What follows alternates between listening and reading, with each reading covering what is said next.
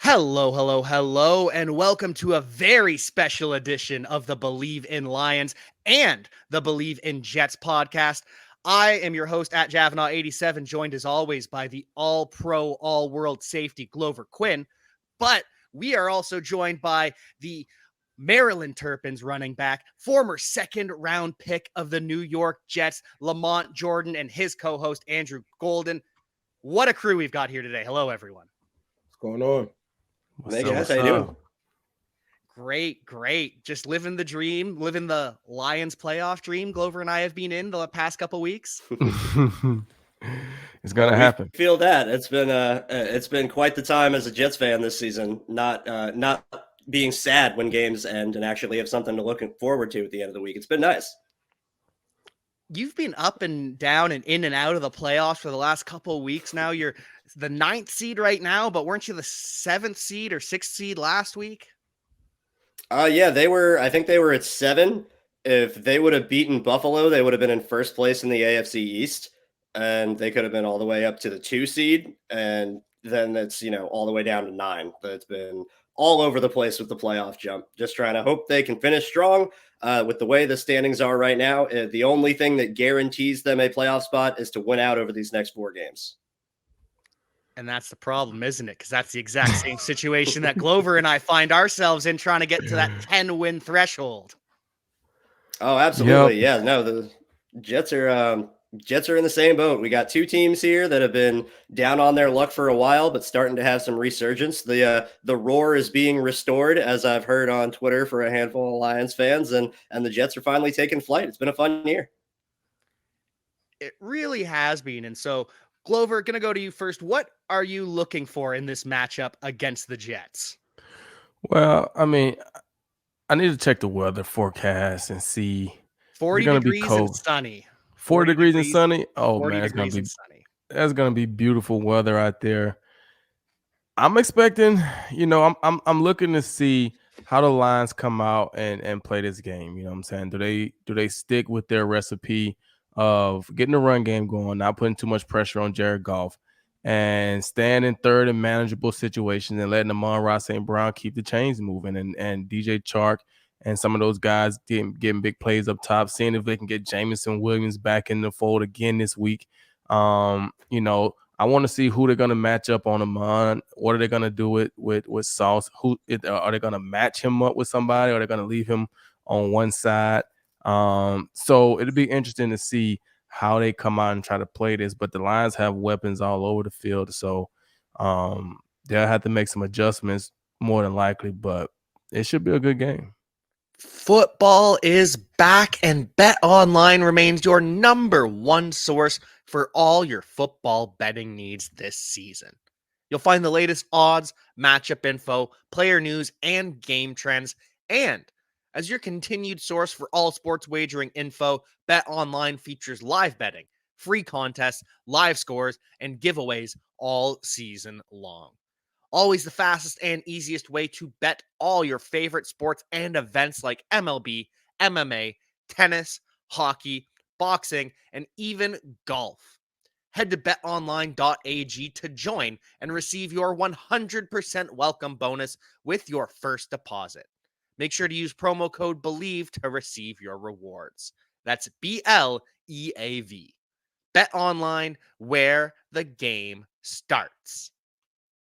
And that's kind of what I was wondering heading into this too. LaMont, can you answer some of those questions for us? Where is Sauce going to go? Who's he going to be up against? And also, what are you expecting the Jets to do to slow them down? I think Drew will be able to better tell you where Sauce is going to line up at when it comes to our show. That's he definitely specializes in that. For me, it's all about eliminating. It's 2 things that I'm looking at from a defensive standpoint. First of all, coming into this game, I will admit I do have some concerns after watching the film.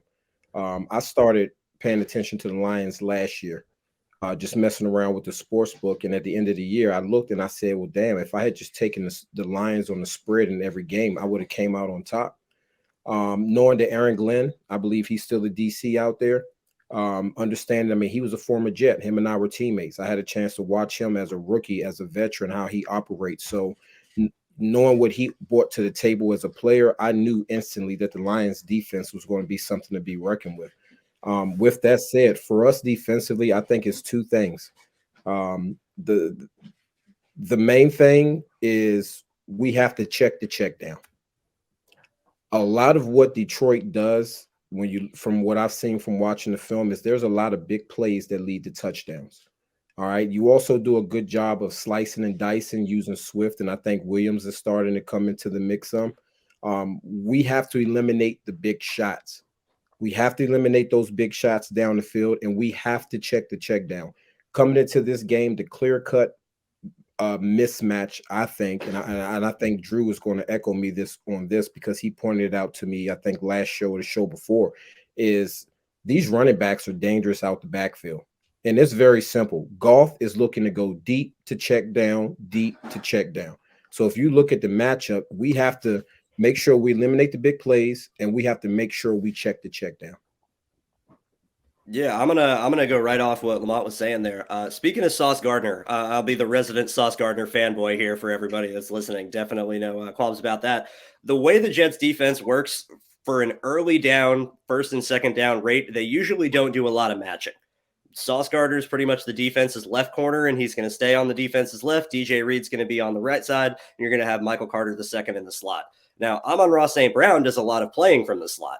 And so the question is, are the Jets going to, on third down situations, move Sauce Gardner inside and have him take on Amon-Ra, or would they possibly have DJ Reed follow him? Because Amon-Ra is definitely, he's by no means small, but he's not a 6'5", 230-pound receiver that's going to be great at, bodying people up. He's a little more shifty. He's a really good route runner. He's good at creating separation. And I think that fits DJ Reed's skill set to cover a little bit better. However, last week, the Jets just played the Buffalo Bills, and they have a receiver by the name of Stephon Diggs that's pretty dang good, that also plays from the slot every now and again.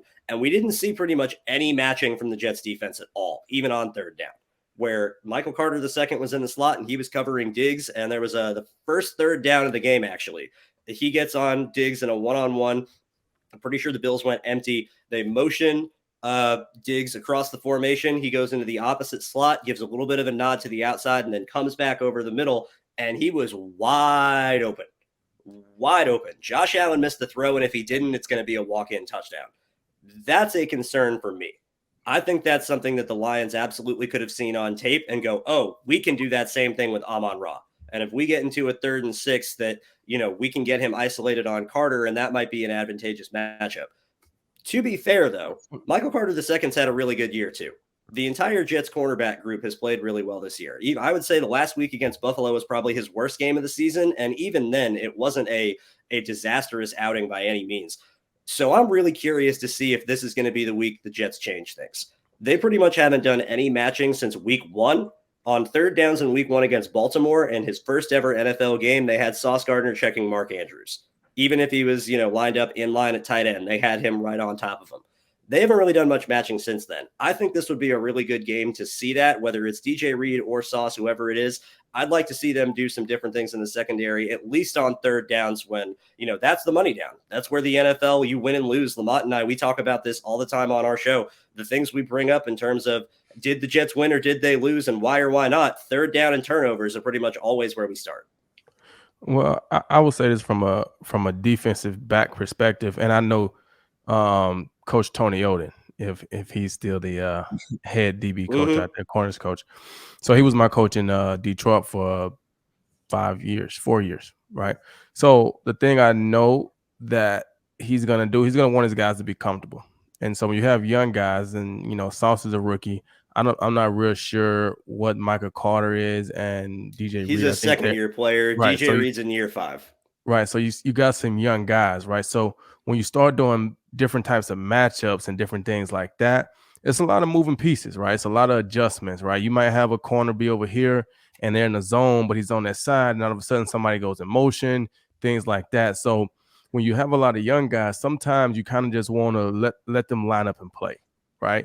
And we can make adjustments based off of who's hurting us by double teams or different coverages that they can do. So if Sauce has been playing on that side and they haven't been matching, I wouldn't look for them to match with Amon-Ra St. Brown.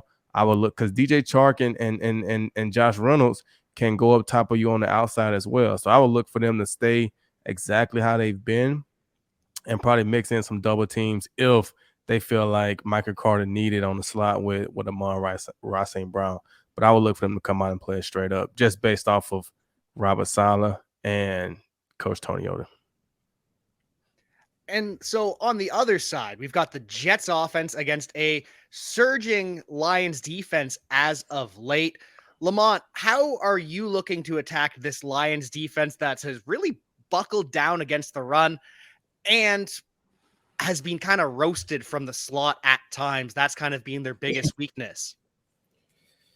When I look at the stats from a defensive standpoint, the Lions statistically are not very good. But when I watch this team play on film, like, it's a team that you should be encouraged by.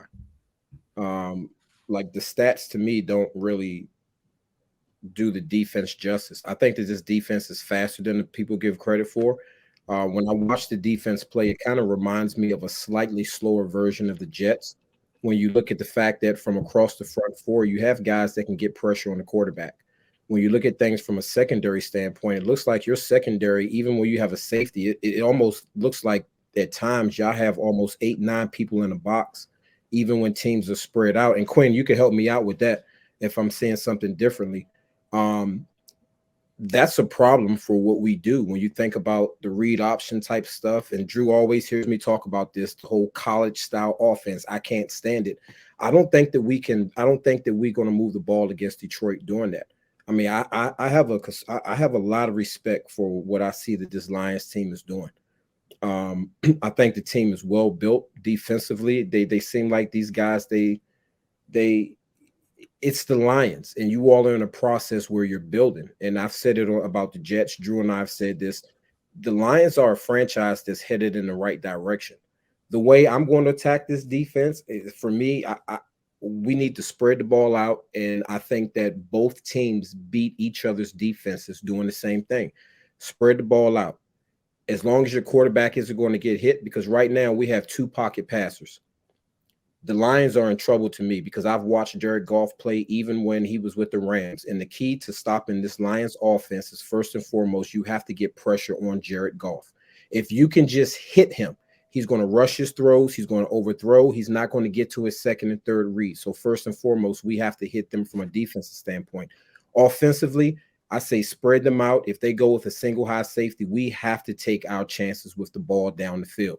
And I know that's a little different than what I've talked about on the show, because I felt like that a whole lot of our routes is too many times that everything is so vertical and everything is down the field. If we can protect our quarterback, I think that our wide receiver core can give this defense some problems, and we have to find a way to get Drew's guy. And Drew called this back in training camp. We have to find a way to get Bam the ball in space, because I think that that's the matchup. I think both teams have mismatches when it comes to each team's backfield in space in the passing game against these linebackers. I really wanted to hear what you had to say about Bam, because I am a big fan of Bam Knight. He's caught every pass thrown in his direction. He is one of my favorite undrafted players from this class. So I'm glad that you guys are feeling the love for Bam too. Hoping that Rodrigo and Alex Anzalone can slow them down a bit. Yeah, I got a question for you, Jack, because I think, quite honestly, this game in particular, most games in the NFL are this way, but this game for sure, I think it really is going to come down to which team wins the line of scrimmage on both sides of the ball. And we've seen the Jets' offensive line, at least last week in Buffalo, did not play very well. They've struggled to get push off the line of scrimmage all year in the run game. Their pass protection has had weeks of being excellent and weeks of being terrible. And now you got a quarterback in Mike White where he's coming with a rib injury. He's expected to play. He seems to be okay. He's practicing. It's been light practices, and he's expected to start. But he might be a little sore and a little tender. And even still, you don't have a guy that's the best at getting out and running and making plays with his legs. He can avoid pressure in the pocket and, have that sixth sense to avoid guys when you're dropping back. But he's not going to be a guy that's going to make any damage with his legs or take advantage of any angles or rush lanes that aren't covered. Conversely, the Lions' offensive line, from when I was looking, there's 3 starters questionable. And I'm curious. My question for you, Jack, is what's the update with the Lions offensive line? Because that group is excellent. And they are an excellent group when everyone is healthy. Penei Sewell is one of my favorite draft prospects ever. I absolutely adored him. So glad to see him playing well. Frank Ragnow on the interior is an awesome center. Taylor Deckers had a late career resurgence, it seems like, where there was some downtimes and he's gotten back. And then is it Jonah Jackson at guard, who's the rookie this year that's been playing pretty well, if I'm remembering that correctly? Either way, this line is very talented. And the Jets have an injury on their line themselves in Quinnen Williams, who's dealing with a calf injury. And as far as I'm aware, didn't practice yesterday. Thursday, when we're recording this, I haven't been able to get the injury report, but it didn't seem like he might practice again. He's their leading sack artist with 11 sacks from the interior. And if Quinnen can't go, that's going to make things a lot harder for the Jets line. However, if the Lions offensive line is dealing with some injuries themselves, that might even the playing field a little bit. So I'm curious to hear the update on those injuries. So they're not as banged up as it looks. The right guard is a genuine question mark, and it has been for weeks. We've been missing Evan Brown he's been banged up in a couple different ways. So they've been rotating that right guard position. Outside of that, we've seen a lot of questionable from this offensive line throughout the season. Frank Ragnow has had multiple injuries, and he's for the most part played. So I think they're going to be okay. The right guard position is genuinely questionable. I think all of the other 4 starters are going to be locked in. And that trench battle is really going to be massive for the Lions versus the Jets, because you guys I was looking it up this morning, 4 different left tackles, 5 different right tackles, and 3 different right guards. We've had some rotation on the interior, but Decker's played every game. Sewell's played every game. Ragnow's missed a little bit, but they've always had the stability on the bookends, which has really helped them. As for the defense, it's going to be fun seeing Aidan Hutchinson against a non-mobile quarterback, because Glover and I talk about it every week. Mobile quarterbacks, the guys who are getting out of the pocket, they're the ones that kill us consistently. So if Aidan Hutchinson and James Houston start teeing off they get up early and into some passing situations, it's going to be fun. Don't you think, Glover? Yeah, I mean, I think that's going to be a big thing. First of all, it's anytime you see questionable on the injury report on a Wednesday, those guys are playing. Let's just let you know. That's just rhetoric that they got to put out there. But I like the matchup with the rush guys from Detroit, Aidan Hutchinson and James Houston. You know, I got a former teammate that's playing a tackle for the Jets, and Duane Brown. That's my guy. You know what I'm saying? But Duane's getting a little older. He's still a great tackle. But these young guys, these guys are coming. These guys are coming. And to have an immobile quarterback that's dealing with a rib injury, you know, that says 2 things for me as a defensive back. One, they're probably going to try to get the ball a lot fast. They're going to run the ball, try to get it out of his hands fast, because they don't want him to get hit, right? Because anytime you have ribs, those things hurt. Just is what it is. They're going to hurt. They're going to hurt to throw it. You know, it's going to be difficult to throw the ball deep down the field, because it takes a lot of core strength to get the ball deep down the field. So I would look for it to be a lot of short passes early in the game, see how he's feeling, get the ball out of his hands quickly so he don't get sacked. So if the Lions can be on those plays early, stop the run game, I think they can have a chance later in the game to probably get them in passing situations and be able to tee off. Because as we've seen for every game except for probably 2 or 3 games this year, the Lions are going to score 30 points. I mean, that's just what they do. I mean, they got shut out against the Patriots. But, you know, at that time we were dealing with a bunch of injuries and stuff like that. When they've been full, healthy, DeAndre Swift's healthy, Amon's back, DJ Chark's back, Jamal's back. And Jamal's had, you know, he's had kind of a couple weeks off, really, because he hasn't got as many carries these last few weeks. And so he's probably going to be fresher. And this is going to be the type of game for him. It's getting cold. You got to run the ball on the road, control the game. And so the last time I can remember, I think him being on the road would have been Chicago a few weeks ago. And he really controlled that game in the cold, in the weather. So the Lions are going to score 30. They're going to score 30. So if they can keep the Jets, you know, the big plays off of them, I don't think they can nickel and dime them and score 30 on them. So it'd be interesting to see how it starts out. LaMont, I know you obviously, as a former running back, you've got a lot to say about running backs. For DeAndre Swift being in and out of the lineup so much, I know he's been frustrated at times, but not at the coaches or the staff or anything. He's just been frustrated because he wants to rock every single play as a star does. But being able to take that kind of active rehabilitation where he's playing 10, 15 snaps while he's hurt with the ankle and shoulder, what does that allow a running back to accomplish late in the season? Man, as a back, if I feel like I'm healthy enough to go, I want to be in there, especially for a guy like Swift. I mean, because he's a complete running back. He does a good job. And from what I see, he seems to be solid in pass protection. We already know what he can do as a runner, and he's dangerous out the backfield, his ability to make guys miss. And so if you're the Lions, you're looking at this from a number of different ways. Hey, if we qualify for the playoffs, we need you healthy for the playoffs, because without you, our chances of winning go down significantly. With that said, as a back, like, I want to get into a groove. Now, listen, I'm gonna be honest with you. If it's a situation where we're coming in and we're about to be throwing the ball a lot, sure, take me out. Go ahead. You know, when I was a rookie with the Jets, most of the time when we played against the Patriots, I came in on passing downs, 2-jet protection. Well, guess who I had to go block? Willie McGinnis. All right.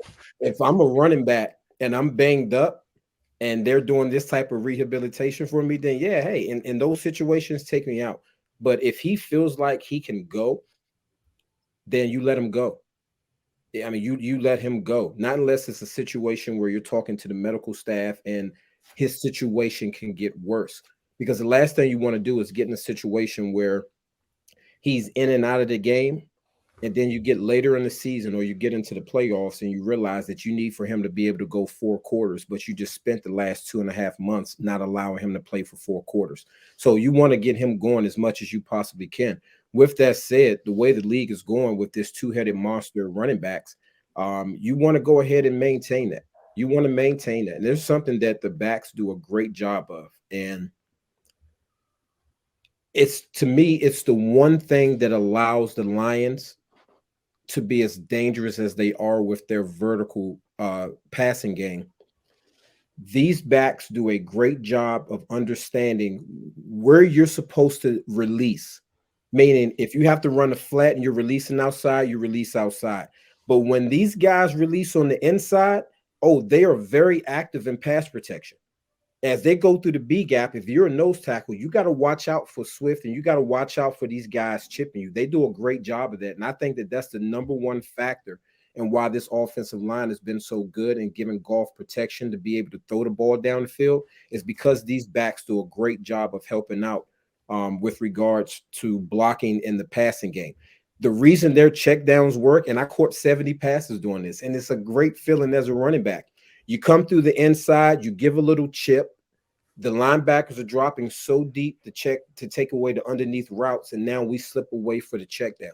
So with regards to Swift, it's like, if that's the game plan, heck yeah, I want to be in, because now instead of me getting the ball on a handoff, now I get a chance to chip, check out, get a little dump. When I catch the ball, the nearest defender is 4.5 yards away. And if he's a linebacker, then most of these linebackers on Swift's first step, they can't keep up with him. He's just that smooth of a guy. And so when it comes to him and him playing, like, he is the bell cow. To me, he is the one that gets everything going, because if you don't have to worry about the Lions' run game and you could just focus on shutting Goff down, I think it's a lot easier to stop this offense. Glover, any retaliation to that or any thoughts that you want to add?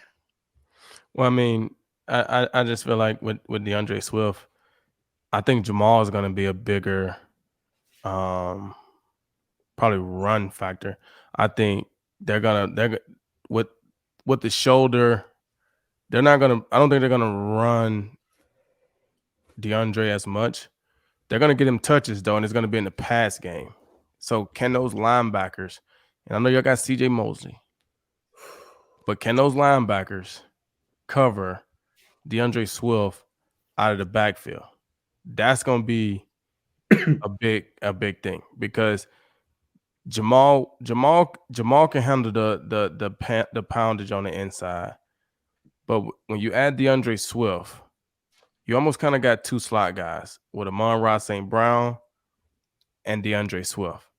And you use them kind of like a tight end and a slot receiver, other than Amon is the tight end. Because generally, Amon is the slot receiver and DeAndre Swift is the tight end. Because generally, when you look back at a lot of the offenses that have good tight ends and good slot receivers, the tight end works underneath, but the slot receiver works the next level. Then you have a speed guy that works deep down the field, right? So when you look at this situation, you traded TJ Hawkinson. Well, you still need somebody to control that lower level in the passing game. Otherwise, the linebackers are going to sink back and they're going to make it crowded for a man in the middle. But you got to respect DeAndre Swift. And like LaMont was saying, when you're a running back and you catch that ball and you got 4 yards of space, you're in the open. Like, you're in the open. Those guys don't need a lot of space. 4 yards is a whole field almost for those guys. They're going to make somebody miss, and it's going to be up the field. That's all they want. So when you got a man that can control the middle, it makes those linebackers sink back. Well, then that opens up space for DeAndre Swift.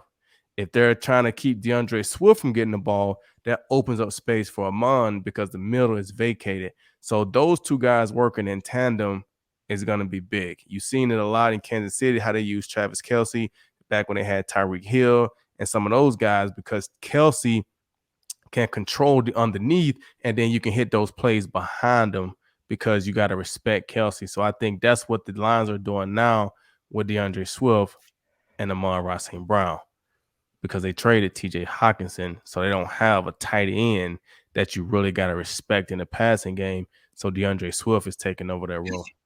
And Penei Sewell. You gotta watch Penei Sewell. He may come out and catch one for you. I'm most scared of Penei Sewell catching passes. You got Jameson Williams, Amon-Ra St. Brown, DJ Chark, all of those. I'm terrified of Penei Sewell. He's got 100% catch rate for a career. That's incredible. Man, yes.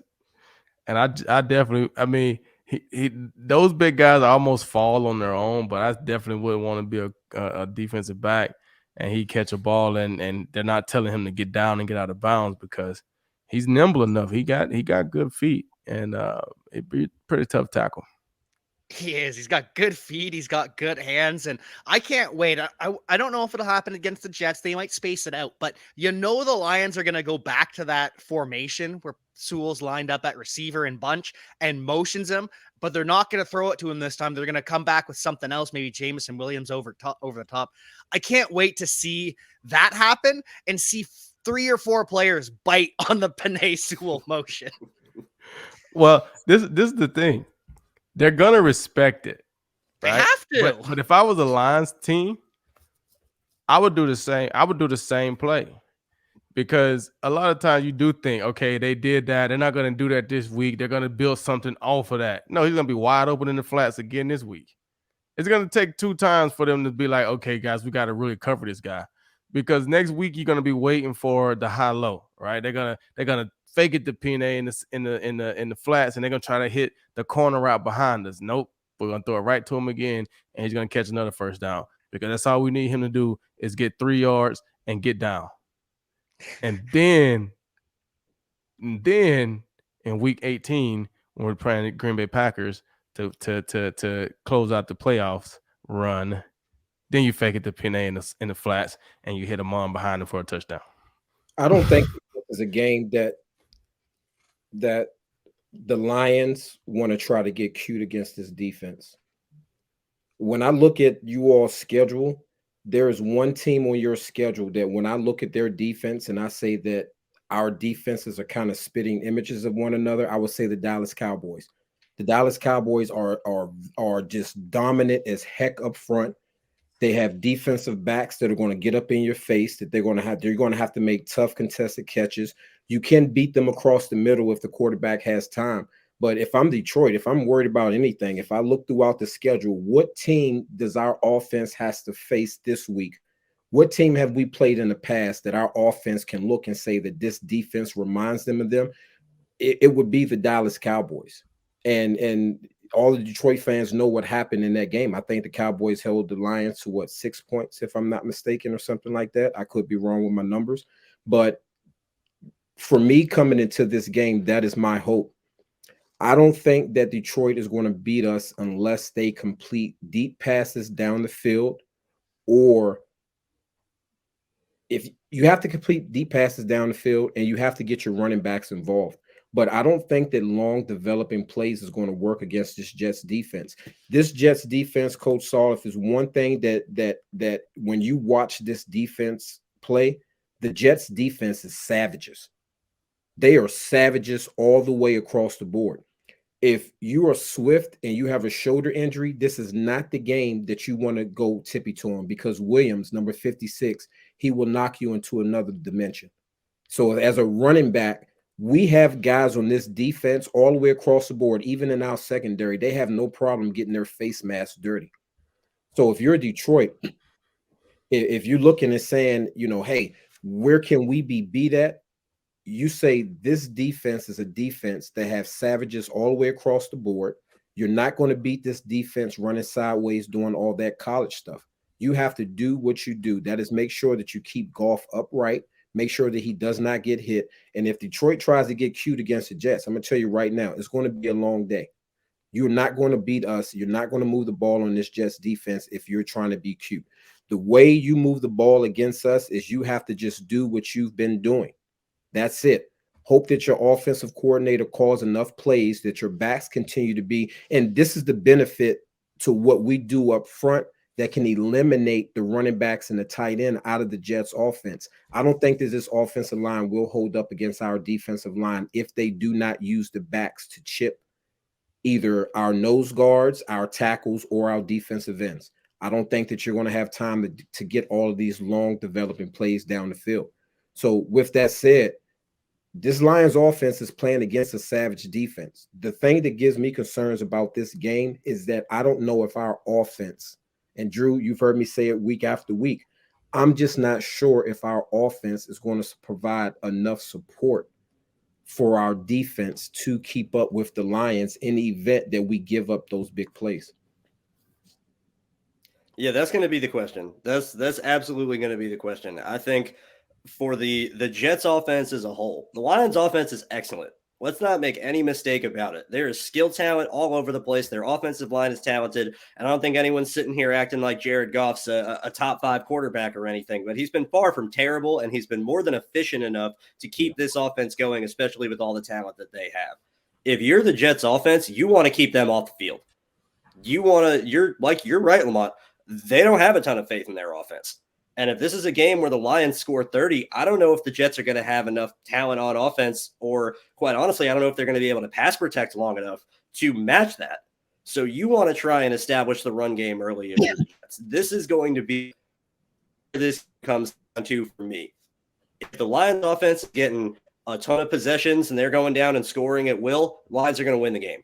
But if the Jets can have sustained drives, if they can be effective in the run game on early downs, which they've really struggled with the last couple of weeks, they can get ahead of the chains, get into third and shorts instead of third and longs, then I think you might have something. You want to, if you're the Jets, you want to turn this into a boxing match. The Lions want to play fireworks. They want to play explosives down the field, score a bunch of points. The Jets want to beat you up for 4 quarters. The Jets want to punish you for 4 quarters in the game, and they want to be the more physical team. So I think it really comes down to, for the Jets offense in particular, you had mentioned it earlier, Jack, Bam Knight. Bam Knight's leading the league in missed tackles over the last 2 weeks, missed tackles forced. His ability to make people miss, especially in the backfield. LaMont, I know you can speak to this as a running back. The amount of plays recently over the last couple of weeks that Bam Knight has turned from a loss of 3 into a gain of 1 or 2 is astronomical. And if this is the type of guy as a running back where if you give him blocking for 5 yards, he'll get you 9. You give him blocking for -1, he's going to get you 2. You block well enough to get 8 yards, 9 yards downfield, well, he's going to make a cut outside and take it for 40. If there is early penetration from the Lions defensive line and they are able to get in the backfield and make life hard on Zonovan Bam Knight on early downs, I think you're going to have a really tough time for the Jets offense. LaMont, I want to go back to something that you had mentioned on our show last week that I really, really think stuck out to me in this Bills game. The Jets tight ends are soft as crap in the run game. They have been really, really struggling to get pushed off the line of scrimmage. There was a couple of plays where Shaq Lawson and Greg Rousseau made Tyler Conklin look like toilet paper. And it was not a good outing. You have to, as the Jets offense, be efficient on early downs, win at the line of scrimmage, make it easier on Bam Knight to not have to be dodging people diving at his ankles the second he touches the ball. You want to keep this a physical game. You do not want this to be a shootout. Because quite honestly, I am terrified of James Houston against Duane Brown. And Glover, I know you had said that's your teammate. Duane Brown, for the fact that he almost considered retirement before this year started as he was dealing with a shoulder injury, and to come back and play this season, he's done excellent. But he is really struggling with speed right now. That has been his biggest issue, is speed around the corner. And James Houston's got a ton of it. So if you get into a 3rd and long situation and you get James Houston on Duane Brown, it's going to be hard on Mike White. Mike White did some great things against Buffalo, especially on 3rd and longs where he was able to stand in under pressure and make some throws to move the chains. But that's not a guarantee. And I think this is a much better situation for the Jets offense to avoid the opportunities for the Lions to just pin their ears back and come after him. You want to limit those as much as you can. I agree. And one thing I would say, just to say something about the Lions offense, I don't know. I don't think that they want to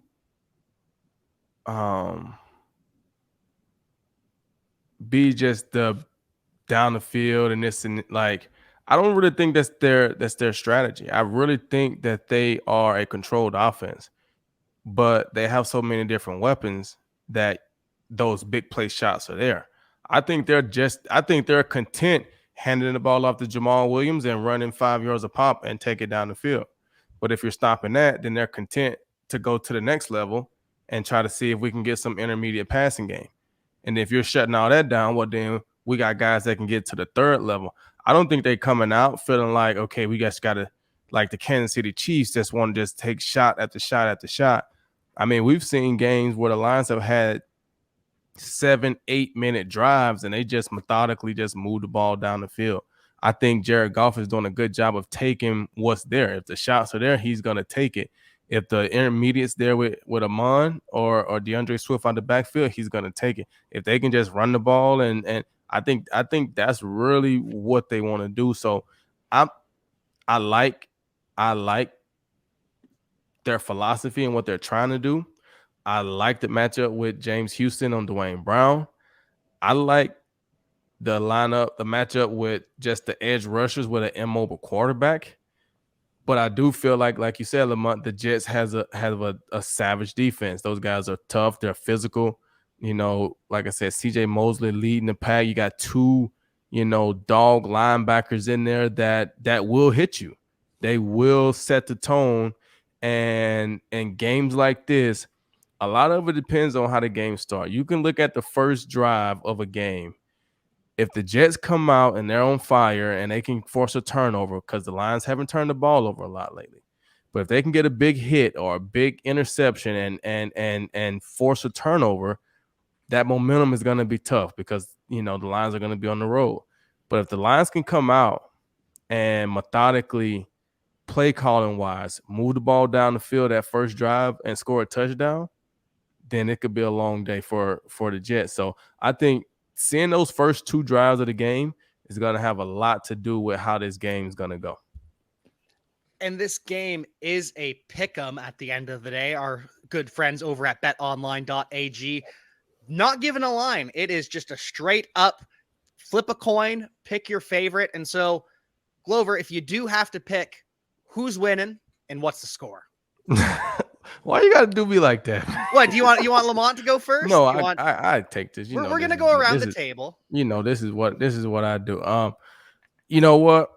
I'm gonna call it how I see it playing out. I really do feel, not just from a bias standpoint, I really do feel like the Lions are going to win this game. Not because I'm I'm a former Lion with the believe.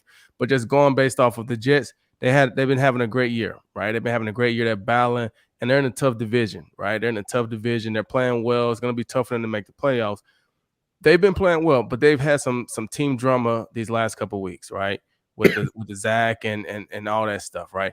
And now you got a quarterback who's banged up, and it's like they came out really good, a lot of momentum, and now it's kind of like they're treading water. They're just trying to stay like they're there, but it's going to take just a little bit more. And I feel like the Lions are above the water a little bit. They were treading 4, 5, 6 weeks ago, and I think now they've caught their second win, and they're healthy. They're in a good space. They got a chip on their shoulder. They believe confidently, not just saying something. I think they confidently believe that they can win every single game. I think the games that they've lost, they felt like the other team didn't beat us. We lost the game. We didn't execute or play to our level.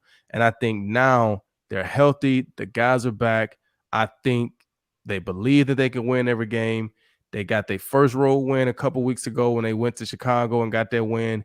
And I really do feel like they think they can go into New York and get a win. I don't think they feel like teams can slow them down offensively with all the different weapons that they have. So I can see the Lions winning this game. And I know I said the Lions been scoring 30 a game, but I'm going to give the Jets defense a little credit, and I'm going to say I'm going to go 28-16. LaMont, how are you shaking out on this pick'em brought to you by our friends over at Bet Online? First of all, for this game, if somebody said, "Hey, make a bet," I'm going with either one of these teams over 1.5 field goals at a -1 something. That would be my bet, because I don't know who wins this game. I mean, there's a lot that I'm taking into account with this. I'm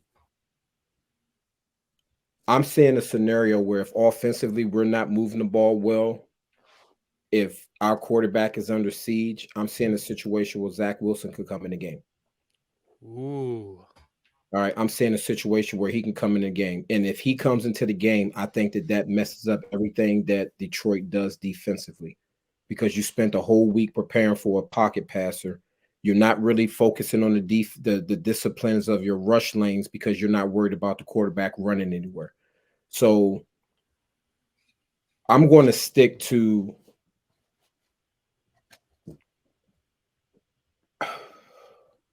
it's tough, man, because too much of this is dependent on the Jets offense. For me, it's very simple. If the Jets offense shows up, we win.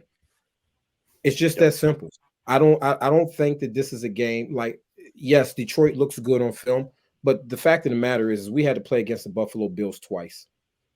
All right. To me, there's not like a pocket quarterback against this defense is not a concern for me. It's always the issues have always been these mobile quarterbacks. So I don't anticipate that Detroit is going to score a lot of points. If we come into this game healthy from a defensive standpoint, I think that this is an ugly game for the Lions.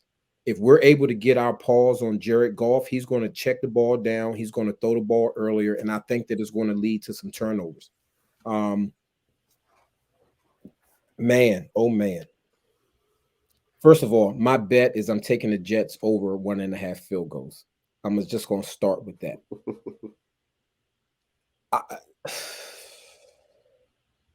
That's not my bet. That's not my bet. I can't do it. That's okay. It's okay. No, I'm sorry. This is my bet. Largest lead, either team over or under 14.5. All right. Largest lead, I'm going under 14.5 at a -126. If we're talking about who the winner or who the loser of the game is and what the score is going to be, I mean, I'm going to give two scenarios. For me, it's very simple. Lions either blow us out or we win a very close contested game where nobody scores 20 points or more. I think that's how the game goes. Either the Lions blow us out, meaning they were able to put up points in our offense and we just weren't able to get anything but field goals, maybe one or two, Maybe Detroit scores 20, 21 points or something like that. Maybe Detroit scores 24 points. I don't know. But if this game is closely contested and it comes down and our defense is hitting Goff, I think the Jets win a very close game, because now I am going to take home field advantage into account. We don't know what the wind is going to be like. I know that playing in New York at this time, that the wind can play a factor with everything that we do. And if it's one thing that Jared Goff does when he throws a ball, he throws a beautiful deep ball, but he throws a deep ball that can be affected by the wind. So I'm going with one of these two scenarios. I'm either going to say Detroit is going to come in there and blow us out because their offense just continues to just light it up, and our defense just didn't get supported by our offense. Or I'm going to say our defense is going to beat the hell out of this Detroit Lions offense. This is going to be a low-scoring game that it probably comes down to which one of these teams, defense or special teams, can score a point. Andrew, you co-signing that? Not exactly. Ooh. I'm in a similar boat, but I wouldn't say that I'm gonna outright co-sign it. LaMont and I are definitely no strangers to disagreement, so this will be far from the first time. I do think that there is absolutely something to what he's saying, is that if the Lions offense is going and they're firing all cylinders, it's going to be very, very hard for the Jets to win this game. I just do not know if they have the offensive line talent to hold up in pass protection for the entirety of the day and let Mike White just pick the Lions defense apart going down the field. I think that could make things tough. And I'm also really, really worried about DeAndre Swift out of the backfield against CJ Mosley and Quincy Williams, because they will hit you. Absolutely. They will stick you. They will get their face mask dirty. They are no strangers to coming up and being the aggressors, but they have not been the best in coverage. And that has been a struggle with the Jets going back to last year, defending running backs out of the backfield. LaMont, I know we've talked about this on our show before. For some reason, no team has tested them with it yet this year. They just haven't had to worry about it as much, to where it's not so much that they're defending it well, they're just not getting tested. And if this is the game that DeAndre Swift starts getting out of the backfield and Goff's hitting them on the check routes and the Texas routes and all of that, I don't know if Mosley and Williams are going to be able to be chasing him all over the field.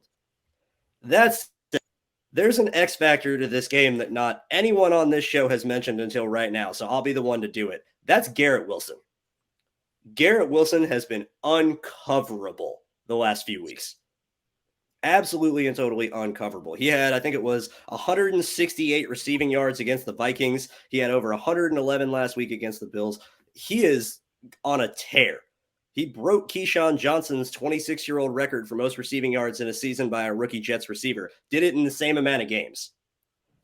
I think that Garrett Wilson, if he can get into space, which as we've seen, covering him is a very, very tall task for whoever's guarding him. If he can get out into open space and he can make some big plays, I think that keeps the Jets offense in this. And I don't know if the Lions offensive line, as good as they are, because the Jets have played some good offensive lines too, I don't know if they're going to be able to hold up and just make this a perfectly pristine pocket every day for Jared Goff.